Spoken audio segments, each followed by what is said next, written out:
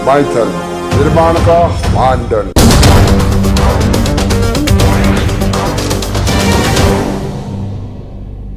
नमस्कार, सुबह के 9 बजने वाले हैं। वक्त है 9 की 9 खबर का। मैं हूं आपके साथ विभा उपाध्याय और बुलेटिन में सबसे पहले बात ठंड की।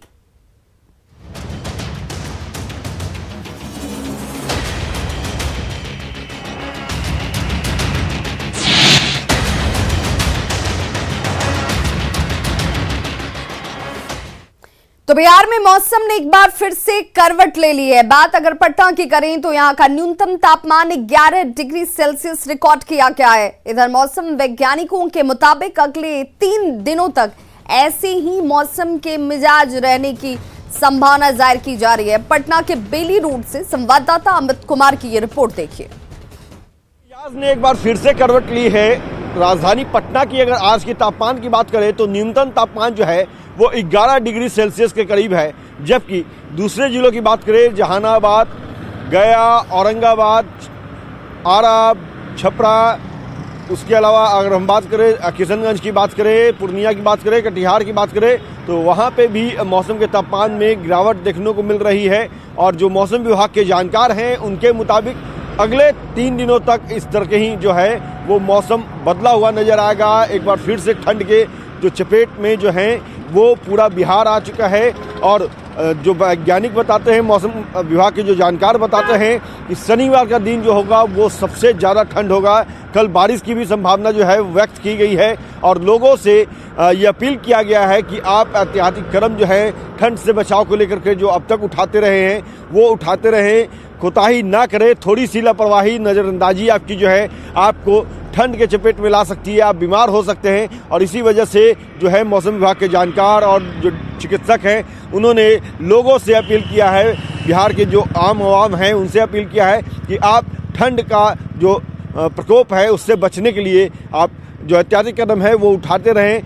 जानकारी ये भी दी गई है मौसम विभाग की तरफ से कि अगले 3 दिनों तक कमोवेश इसी तरह का नज़ारा देखने को मिलेगा। आपको हम दिखाना चाहेंगे, ये बेली रोड की तस्वीर है। आप देख सकते हैं कि घना कोहरा जो है दिन चढ़ने के बाद भी यहाँ पे छाया हुआ है। विजिबिलिटी जो है वो काफ़ी कम है। इस कारण से जो वाहन चालक हैं वो अपने गाड़ियों की जो हेडलाइट्स है उसे ऑन करके वाहन चला रहे हैं ताकि दुर्घटना ना हो। अमूमन देखा जाता है कि इस तरह के जब वेदर ख़राब होते हैं, जब कुहासे जो है वो अधिक होती है तो विजिबिलिटी कम होने के कारण गाड़ियां जो है दुर्घटनाग्रस्त होती है। और इसी कारण से जो लोग हैं वो अपने वाहनों की जो हेडलाइट है वो जला करके ऑन करके सफ़र कर रहे हैं। तो ये एहतियाती कदम जो है वो लोग उठा रहे हैं। आप तमाम लोगों से भी मौसम विभाग के जानकार और जो डॉक्टर हैं उन्होंने अपील किया है कि आप एहतियाती कदम ठंड के बचाव से उठाते रहें। अगले कुछ दिनों तक बिहार में मौसम का मिजाज कमोवेश ऐसा ही नज़ारा देखने को मिलता रहेगा।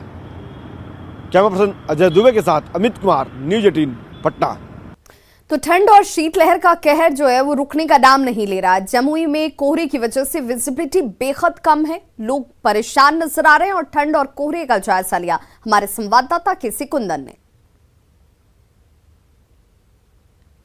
जमुई में लगातार सर्दी का सितम जारी है और आज की अगर बात करें तो देख सकते हैं कि आज शीतलहर के साथ साथ कोहरे का असर कितना है। अगर देखा जाए तो सड़क पर विजिबिलिटी काफ़ी कम है, जिससे वाहन जो भी चल रहे हैं उनको परेशानी हो रही है।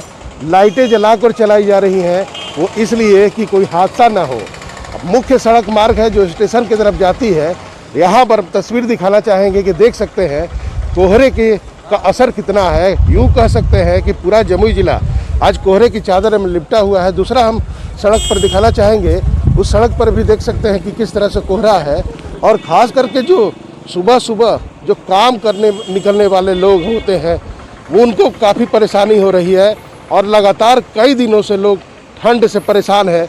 यहाँ पर ऐसे लोग हैं जो खड़े होकर इंतज़ार करते हैं, मजदूर तबके के लोग हैं और मजदूरी मिलने का इंतजार करते हैं। ठंड को लेकर क्या परेशानी हो रही है? आज कोहरे का असर ज्यादा दिख भारी है, बहुत क्या बहुत भारी है, ठंड है। हाँ, आज कोहरा भी ज्यादा दिख रहा है, पूरा ज्यादा दिख रहा है सर। मल्लेपुर से टेम्पू से चढ़े तो वहाँ बद्रीनाथ होते हुए एक भी गाड़ी नहीं दिख रही थी। पूरा अंधेरा है, एकदम पूरा कुहासा, पूरा कोहरा है, पूरा कोहरा है सर, पूरा है। क्या बोले? बहुत कुहासा है सर, कोहरा है, बहुत कोहरा है। अच्छा शीतलहर भी है, शीतलहर भी है और ठंडी है, कनकनी ठंडी भी है। इन परेशानियों से गुजरना पड़ रहा है। कितने दिनों से ये परेशानी देख ये रहे हैं? परेशानी हो रहा है, 10 दिनों से हो रहा है इधर। 10 दिनों से परेशानी हो रही है। जैसा कि मौसम विभाग का पूर्वानुमान था कि ठंड अभी रहेगा, शीतलहर रहेगा, लेकिन आज देखा जाए तो यहाँ पर कोहरा का भी असर है जमुई में और लोगों को काफ़ी परेशानी हो रही है।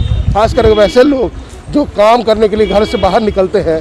हालांकि बहुत से ऐसे लोग हैं जो इस समय भी शहर सड़कों पर निकलने से बच रहे हैं। केसी कुंदन, न्यूज़ 18 जमुई। तो वहीं समस्तीपुर में लगातार सर्दी और शीतलहर का प्रकोप जारी है। बावजूद इसके सर्द रात में स्टेशन चौक पर रिक्शा चालक खुले आसमान के नीचे बैठकर अपनी सवारी का इंतजार करते हैं। इस हाड़ कपा देने वाली ठंड में रिक्शा चालकों का सहारा अलाव होता है। जिला प्रशासन की तरफ से हर चौक और चौराहे पर अलाव की व्यवस्था की गई है, लेकिन इन रिक्शा चालकों की ठंड भगाने के लिए ये पर्याप्त नहीं है। मजबूरी में रिक्शा चालक कूड़ा और कचरा जो सड़कों पर फेंके जाते हैं उन्हें जलाकर ही शरीर को गर्म करते हैं और अपनी सवारी का इंतजार करते हैं। स्टेशन चौक का जायजा लिया संवाददाता मुकेश कुमार ने।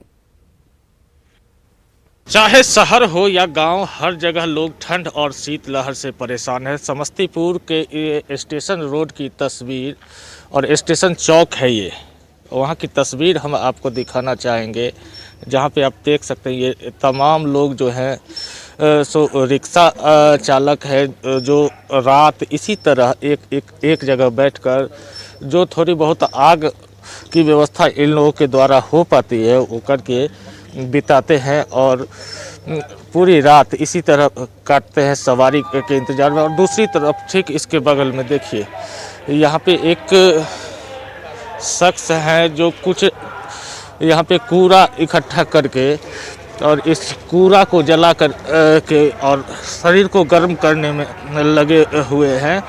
और ये तस्वीर कहीं और की नहीं, समस्तीपुर के शहर के बीच की तस्वीर है, जिसको हृदय स्थली कहा जाता है। स्टेशन चौक जहाँ पे तमाम जगहों से लोग आते हैं और यहाँ से इन्हीं रिक्शा चालक के मदद से वो अपने गंतव्य स्थान के तरफ जाते हैं। और हम जानना चाहेंगे, बाबा क्या की नाम है? रामचंद्र सोहनी।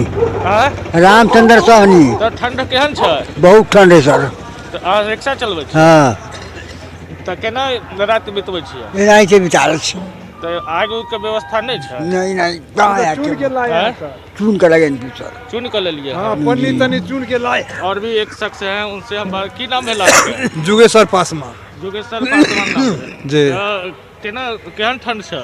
बहुत ठंडा लगता है सर। तब अलाव उलाव के व्यवस्था कुछ नहीं है, पन्नी चुन के लाए हैं। पन्नी चुन के ले लिए? तब सरकारी व्यवस्था कुछ ना? कुछ नहीं। दिन में इतना लकड़ी दे दिया था, वो लहर के खत्म। रात बितबै? तब की करिए? तो ये तमाम लोग हैं, रिक्शा चालक हैं जिनकी रात इसी तरह से बीतती है। और अलाव की व्यवस्था की बात करें तो इनके द्वारा बताया गया जो कुछ लकड़ियां शाम में दी गई जो ख़त्म हो गई, उसके बाद ये कचरा इकट्ठा करके अपने शरीर को गर्म कर रहे हैं, उन्हीं को जला करके। तो निश्चित रूप से जिस तरह का ठंड है उस तरह के अलाव की व्यवस्था यहाँ पर देखने को नहीं मिल रही है। गर्म रख सके। Mukesh Kumar, news 18 network, Samastipur. तो वहीं गोपालगंज में भी ठंड का सितम जारी है। शीतलहर और घने कोहरे की वजह से लोग घरों में रहने को मजबूर हैं और सबसे ज्यादा परेशानी परीक्षा देने वाले छात्रों और कोचिंग में पढ़ाई करने वाले बच्चों को हो रही है। ठंड और शीतलहर की वजह से आम जनजीवन प्रभावित हो रहा है। ठंड की वजह से बाजारों में भी पसरा हुआ है सन्नाटा और लोग घरों से कम ही बाहर निकल रहे हैं। ठंड से बहुत ज़्यादा आम जन प्रभावित है। सभी को परेशानियां बढ़ गई है। ये कोचिंग जाने वाले बच्चे और सभी को परीक्षा, इंटरमीडिएट की परीक्षा है इसी में, और बच्चे बहुत परेशान हैं।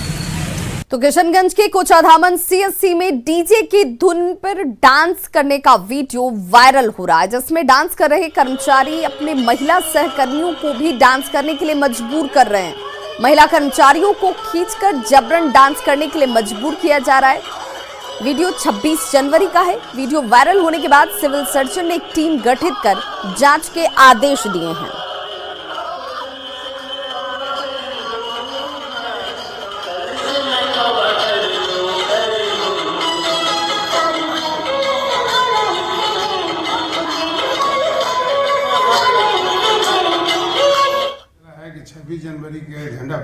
बाद इन लोग जो है नाच रहा है, तो इन लोगों को जांच के लिए टीम बनाए हैं। जांच करके जैसा आता है उस पर कार्रवाई किया जाएगा। जेडीयू ने कहा है कि सीएम नीतीश कुमार की छवि और विकास के काम पर यूपी चुनाव में वोट मांगा जाएगा। पड़ोस का राज्य उत्तर प्रदेश है, स्वाभाविक रूप से मुख्यमंत्री जी का बिहार में काम, उनका व्यक्तित्व, इन चीज़ों को लेकर हम लोगों के बीच जाएंगे कि आप जितनी ताकत उत्तर प्रदेश में हमको दीजिएगा, हम उतनी ताकत से जिस तरह से बिहार में विकास का काम हुआ है, हम उत्तर प्रदेश में भी उसी रूप में करेंगे। बीजेपी प्रवक्ता प्रेम रंजन पटेल ने बिहार में लागू शराबबंदी पर सवाल उठाए। उन्होंने कहा कि यहां शराबबंदी सफल नहीं है और यूपी में इसे सफल करने की बात बेमानी लगती है। आदित्यनाथ जी के मॉडल को दूसरे राज्य भी अपना रहे हैं। जब उत्तर प्रदेश के मॉडल को दूसरे राज्य अपना रहे हैं तो उत्तर प्रदेश में दूसरा कोई मॉडल चल ही नहीं सकता है। जहां तक शराबबंदी की बात है, किसी राज्य में सफल ना हो और उसको दूसरे राज्यों में प्रयोग किया जाए, यह संभव सा लगता है। वहीं बड़ी खबर गोपालगंज से आ रही है, जहां पर पेड़ से युवक का शव लटकता हुआ मिला। ये बड़ी खबर इस वक्त गोपालगंज से आ रही है। युवक का शव पेड़ से लटकता हुआ बरामद किया गया है। विजयपुर के पगरा बाजार की घटना बताई जा रही है और फिलहाल पुलिस इस शख्स के शव की पहचान करने में जुटी हुई है। पुलिस को पोस्टमार्टम रिपोर्ट का भी इंतजार है।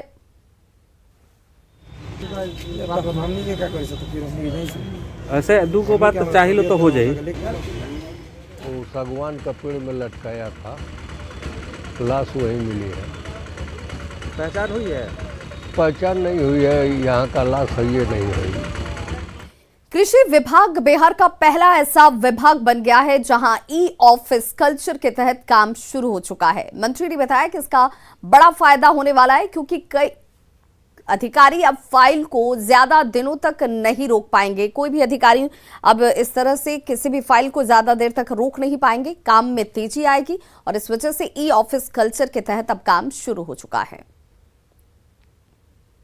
अब हम लोग चाहते हैं कि हमारा पेपरलेस वर्क हो, यानी फाइल जो है, सारा फाइल अब हम लोग स्कैन करके उसको कंप्यूटर में डाल देंगे और हमारा काम अब बिल्कुल डिजिटल हो जाएगा। और हम सारा फाइल हम स्क्रीन पर देख पाएंगे, स्क्रीन पर पढ़ पाएंगे, स्क्रीन पर कर लेंगे और वो ज़्यादा सुरक्षित रहेंगे। बड़ी खबर सासाराम से, जहां पर दरिगांव थानाध्यक्ष दिवाकर कुमार को गोली मारी गई है। अपराधियों ने थानाध्यक्ष की हथेली में गोली मारी है। दरिगांव थानाध्यक्ष दिवाकर कुमार को यह गोली मारी गई है। बताया जा रहा है कि अपराधियों ने थानाध्यक्ष की हथेली में गोली मारी है। एनएच पर लूटपाट की सूचना पर थानाध्यक्ष पहुंचे हुए थे। इलाज के लिए फिलहाल थानाध्यक्ष को वाराणसी रेफर किया गया है। दरिगांव थाना क्षेत्र के एनएच पर वारदात को अपराधियों ने अंजाम दिया। 7 फरवरी से स्कूल खोले जाने के शिक्षा मंत्री के बयान के बाद स्कूलों में अब इसे लेकर तैयारी शुरू हो चुकी है। स्कूल के शिक्षकों का कहना है कि पूरी तैयारी चल रही है और 2 साल बाद सभी क्लास के छात्र एक साथ स्कूल में ऑफलाइन क्लासेस कर पाएंगे। बिहार में एक बार फिर सभी शैक्षणिक संस्थान 7 फरवरी से बच्चों से गुलजार होंगे तो बच्चे भी ऑफलाइन पढ़ाई कर सकेंगे।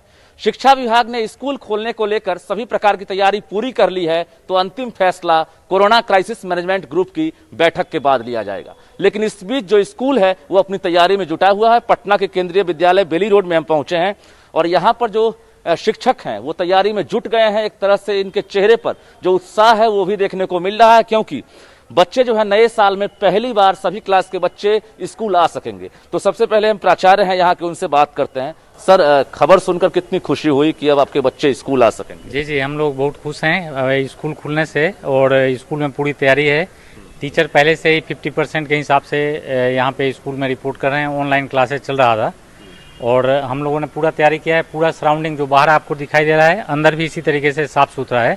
पूरा रूम सैनिटाइजेशन हो चुका है, डस्टिंग का काम चल रहा है। बच्चों का वेलकम हम सब लोग कर रहे हैं। उनकी जब आप आइएगा आज स्कूल और जब बच्चे के आने के बाद आपको अंतर खुद ब खुद महसूस होगा। उनकी जो आवाज़, उनकी किलकारियाँ वो हमारे स्कूल को गुंजायमान बनाएंगी। लेकिन हम लोग फिर भी जो सोशल डिस्टेंसिंग है, जो मास्क है, सैनिटाइजेशन है, इन सब का जरूर बच्चों को स्वस्थ रखने के लिए उनका ये करेंगे। यानी ये बच्चे अब ऑनलाइन की जगह ऑफलाइन क्लास कर सकेंगे और स्कूल की रौनक भी बढ़ेगी। रजनीश कुमार, न्यूज़ 18, पटना। बिहार का पहला नॉन कॉमर्शियल ब्लड बैंक तैयार हो चुका है। ये ब्लड बैंक मां वैष्णो देवी सेवा समिति की तरफ से बनाया गया है। हेमोफीलिया और थैलीसीमिया के मरीजों को मुफ्त में ब्लड देने की कोशिश की जाएगी। साथ ही प्रोसेसिंग फीस के तौर पर सरकारी रेट पर गरीबों को ब्लड उपलब्ध कराए जाएंगे। बिहार का पहला नॉन कमर्शियल ब्लड बैंक, और इस ब्लड बैंक में तमाम वो खासियत है जो इसको महान बना सकती है, और मां वैष्णो देवी संस्थान के द्वारा ये शुरुआत की जा रही है। पूरी तरह से बन के तैयार है और कहा जाए तो एक अनोखी पहल है। और इस ब्लड बैंक से आपको थैलेसीमिया, हीमोफीलिया के मरीजों को निःशुल्क यहां से ब्लड मिलेगा। और इसकी शुरुआत मुकेश हिसारिया ने की है। वो खुद ब्लडमैन के नाम से जाने जाते हैं और बड़ा ही अचीवमेंट उनका रहा है।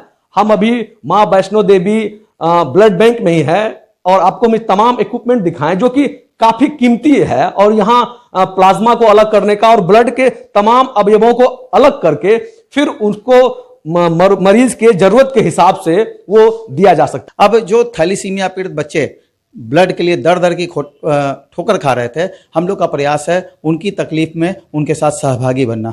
और क्या इस ब्लड बैंक की और क्या खासियत है, किस तरह की इक्विपमेंट है यहाँ पर जिससे कि ब्लड के तमाम अवयवों को अलग किया जाए?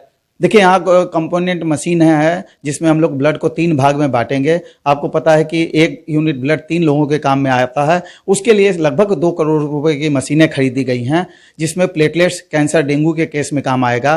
प्लाज्मा जो डिलीवरी केसेस हैं, जले हुए पेशेंट हैं और जिनका ब्लड नहीं रुकता है, उस केस में काम आएगा।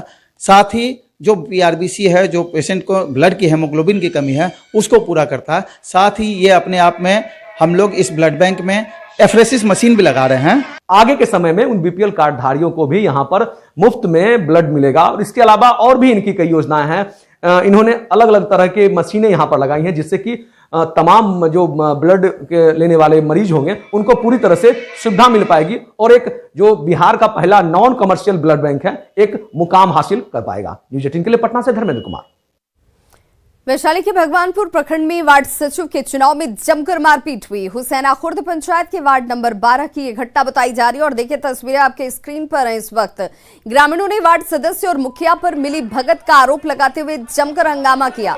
स्थानीय मुखिया शिव प्रसाद सुमन के भाई सुशील कुमार ने चुनाव का विरोध कर रहे ग्रामीणों पर धौंस जमाते हुए चुप रहने को कहा और इसी बात पर ग्रामीण गुस्सा हो गए। ग्रामीणों के विरोध के बाद मुखिया के भाई ने मारपीट शुरू कर दी।